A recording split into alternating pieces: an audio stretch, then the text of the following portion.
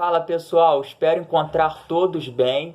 E aqui nós iremos falar um pouquinho sobre os conflitos na Primeira República. Sobre a Primeira República nós falamos anteriormente e eu espero que vocês não tenham dúvida. Caso tenham, podem me mandar mensagem a respeito do assunto.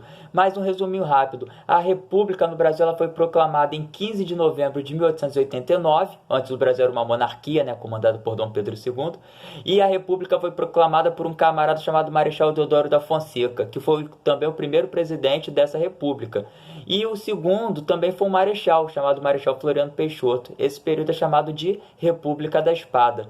Depois da República da Espada, nós iremos ter a república sendo comandada principalmente por uma elite cafeeira, né? Os donos de café que tinham poder econômico no Brasil e agora vão ter o poder político. E dois estados principais que comandavam, né, agora a política no Brasil, o estado de São Paulo e de Minas Gerais, os dois maiores produtores de café do Brasil.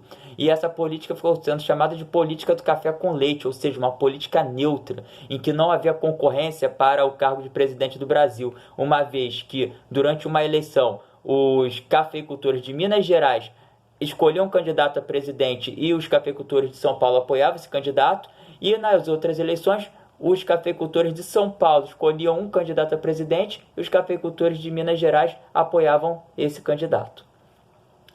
E durante esse período o povo também era oprimido, né?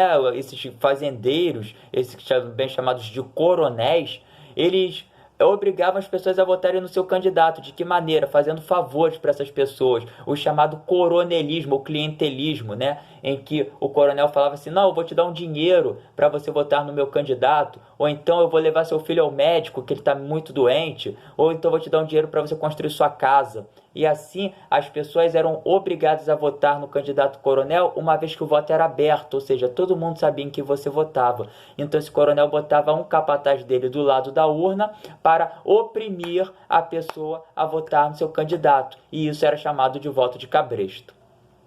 E a população, né, que era oprimida, ela não ficou quieta, ela começou a reagir contra essa república. Então, o primeiro conflito que eu queria falar na república seria a Reforma Pereira Passos.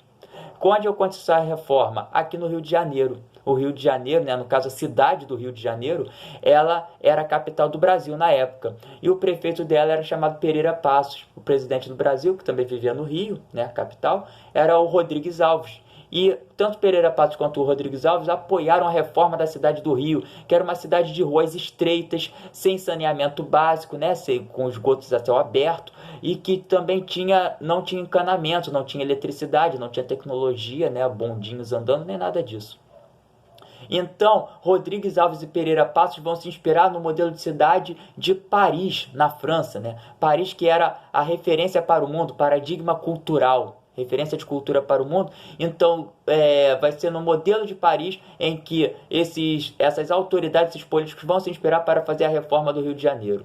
No entanto, no centro do Rio de Janeiro viviam muitas pessoas pobres, viviam nos chamados cortiços, né? Várias famílias juntas em um mesmo cômodo, morando ali, e um banheiro só para várias famílias também usarem, e esses cortiços foram demolidos, e as pessoas foram tiradas à força de sua casa pelas forças policiais da época.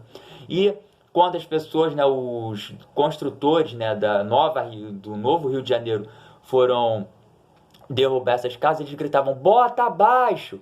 E aí ficou conhecido o movimento como Bota Abaixo, dentro da Reforma Pereira Passos. E as pessoas que viviam nesses cortiços, elas não receberam indenização do Estado, e nem do Estado e nem de ninguém, e tiveram que morar na periferia da cidade, nos morros, formando as primeiras favelas.